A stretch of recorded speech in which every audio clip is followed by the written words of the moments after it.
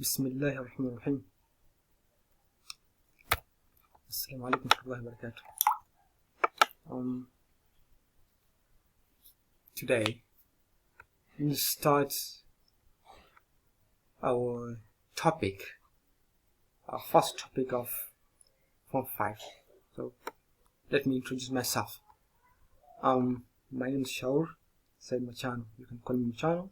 This is Form 5 level. The topic is Introduction to Language. The subject is English. Yeah. Let's start. Our topic of today is Introduction to Language. But before starting, we have the focus here of today in our lecture. So the first focus is defining the term language and knowing the important term in defining the language. So before understanding what is language, before defining the language, we have to understand where language arose, where language came from. So here I provided a theory for you to know where language arose. The first theory states that speech arose through people making instinctive sounds caused by pain, emotion, or anger. Here, these sounds caused by emotion. Once people had something, maybe sick, or happiness, or angry, so they make sounds. Hence, those sounds became a language. That's the first theory. The second one is speech arose as people work together. As people work together, they came up with language automatically, because they're human beings.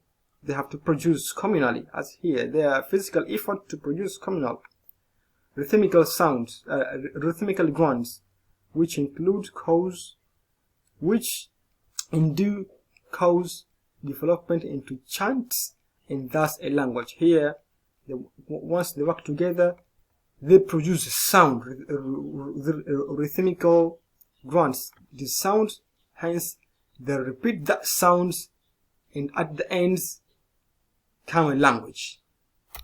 So, as we have know the theories, we have seen the theory. Now we are in our business. What business it is? What is language? The topic of today. So there are various definitions which formulated by various linguists, as Nickel Holiday here. This is the first scholar who defined a language. As he say, language is a system of meaning, a semiotic system. When we say semiotic, we mean a study of signs. Once you study a sign and symbols and their meaning and their use, now it is a language. Because once you study a sign, symbol, and their meaning and their use, you can communicate. So once you communicate, that's a language. Also, we have other scholars here called Bloch and Trager in 1942. They also define a language as a system of arbitrary vocal symbols by means of which social group cooperates. That's how they define a language. Also here we have definition of Oxford Dictionary. Oxford Advanced Learners Dictionary, 8th edition, define language as language is a system of communication. System of communication in speech and writing. System of communication in speech and writing that is used by people of a particular country or area. Here, system of communication in speech, people speak it, people used to write it. So in particular area, that will become what? It will become a language. For example, here in Swahili, in Tanzania. We use to speak it, we use in writing it. In Tanzania, it is a place or area, hence it is a language, Swahili. So can you define your, can you create your own definition through those theories and definition which provided by scholars? Can you? I can. Here is my definition. My definition states that language is a system of arbitrary vocal symbols that are used by humans for their communication. This is my definition, according to my understanding from theories as well as from definition provided by scholars. Can you create your own? If you can't, there's something which can help you to create the definition. What are those important terms in defining the language? These terms will help you in defining the language. In defining the language, you have to know the following terms. The first term is system. System refers to a group of interrelated parts that function as whole for a specific purpose. Group of what? Interrelated item or parts. These are group work as a whole for specific purpose. So, what system in language? System, a language is a system because it consists of components like word, phrase, clause. So these are the system in language. Words work together and came up with phrase, and phrase work together with a word and phrase come with clause, and this clause come up with sentence that conventionally pattern to effective communication. This sentence become very grammatical one, useful one, agreed by all society. Thus, system in language. Also, we have symbols. Symbols is something that stands for something else.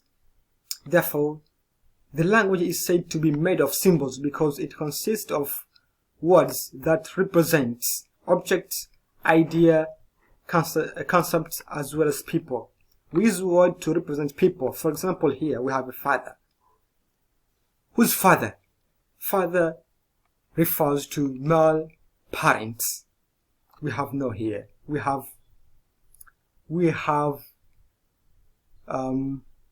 to know that these words represent what? Father, male parents.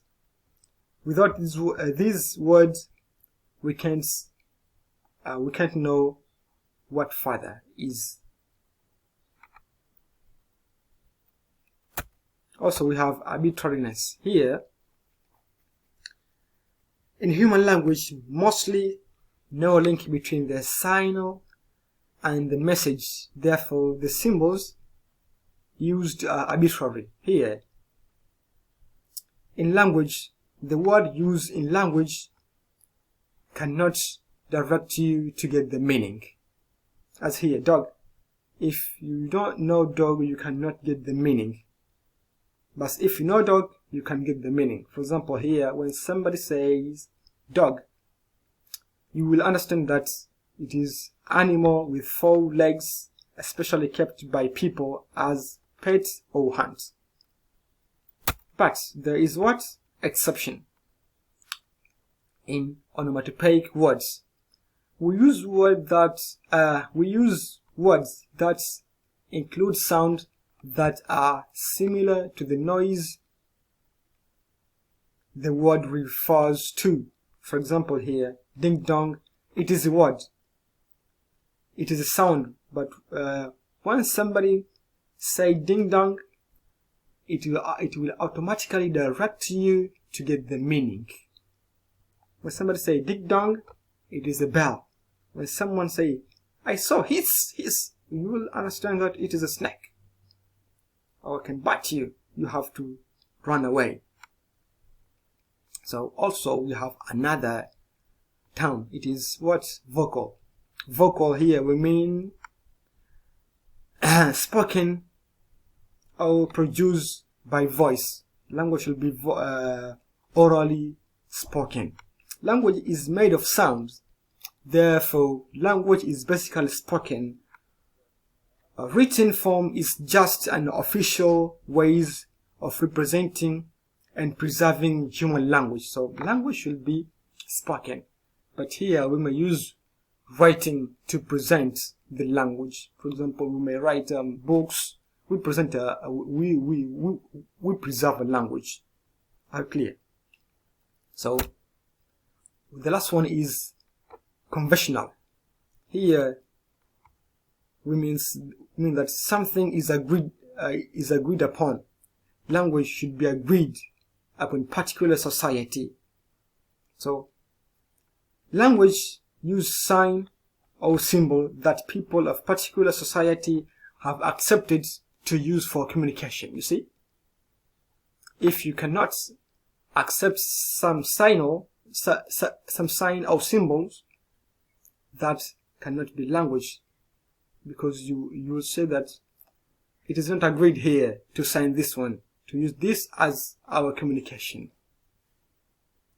So that's why speakers of one language can understand each other, because they've agreed on a particular sign to be used in that society. While those speaking different, a language cannot, because, for example, here we have a example. Xie xie is Chinese. Thanks is what? Is English. Asante is Kiswahili. So if you go to China and saying asante, nobody can understand you, because it is not agreed to be used there. But if you come in Tanzania and use asante, everybody can understand you, because it is agreed to use asante as our means of communication. Thank you for watching, and don't forget to subscribe. So that is what I prepared for you. Thank you so much.